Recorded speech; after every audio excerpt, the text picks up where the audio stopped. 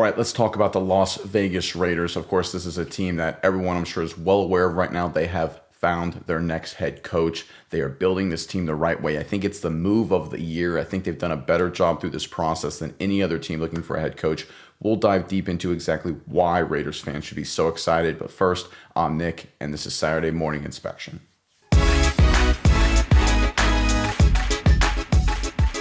All right, like I said in the opening, the Las Vegas Raiders, they've got their next head man in charge. Let's quickly pull up this article, and then we'll dive deep into why this was such a great job by the Raiders. Let's pull up the report from NBC Sports.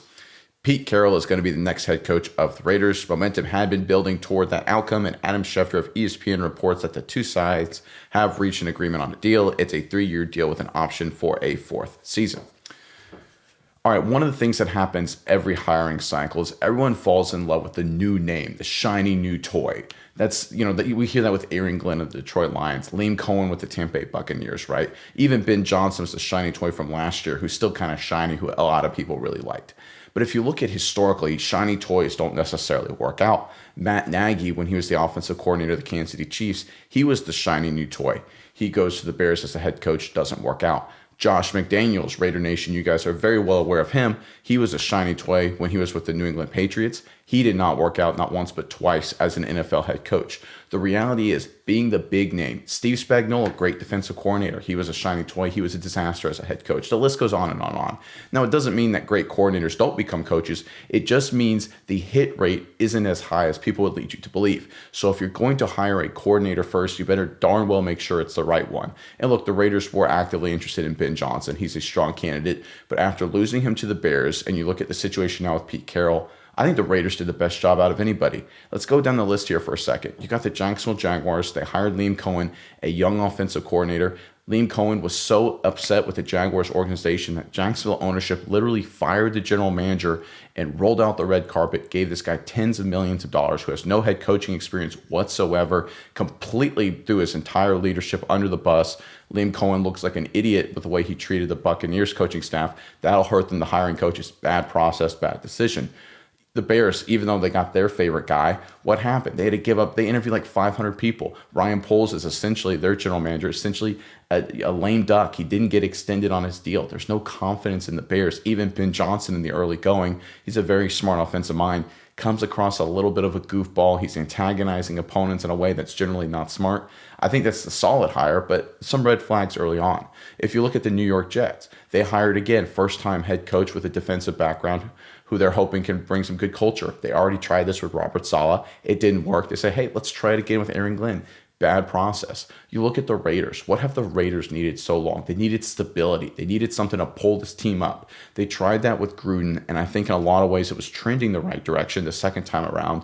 Obviously, it didn't work out in the long term, but every move they've made around that was a lot more, hey, let's hire someone that's we think can be young and energetic. Kiffin, Allen, McDaniels, right? To give this team a spark. That's not what the Raiders need. The Raiders need stability. The Raiders need leadership. The Raiders need to be back above to where they are, basically, to be totally honest, which is among the lower dwelling teams in the NFL.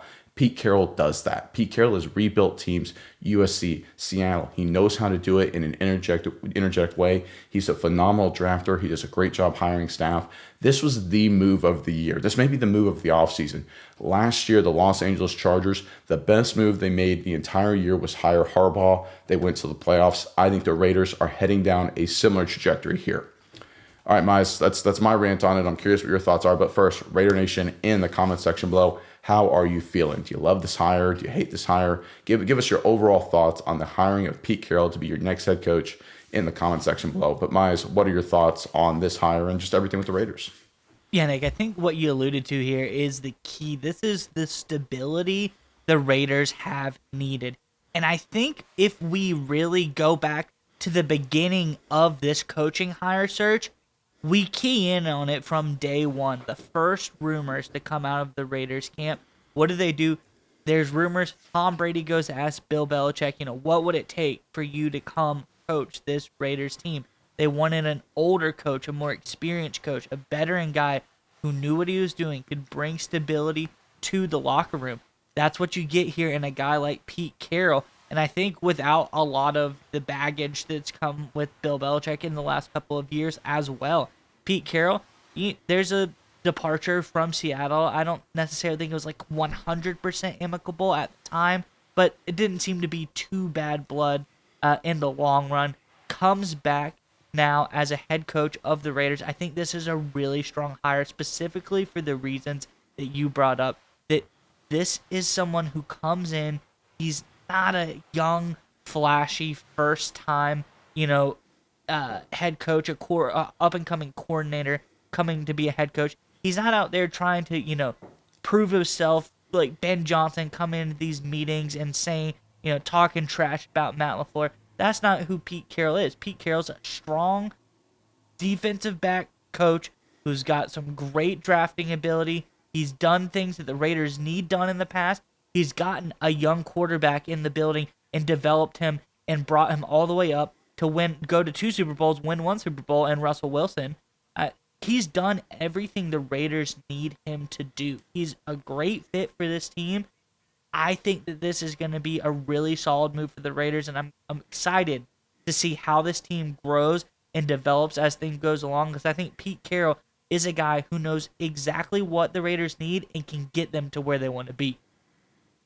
Yeah, and just a couple final points to end on here. I think one of the things that people lose sight of when it comes to these coaching searches, look at what the successful teams have in the NFL when it comes to head coaches. There's a common pattern. You either hire a coach that's a retread, he was a former head coach before, you give him another opportunity.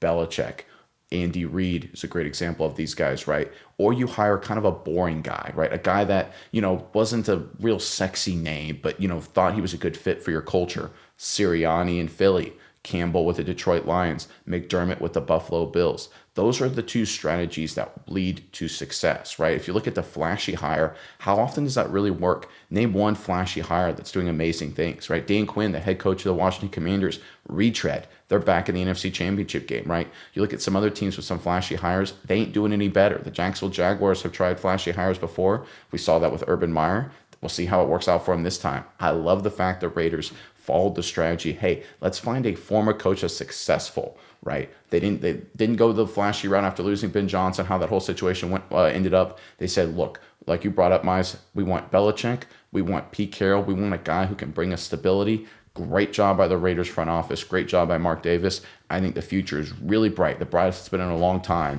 for Raider Nation.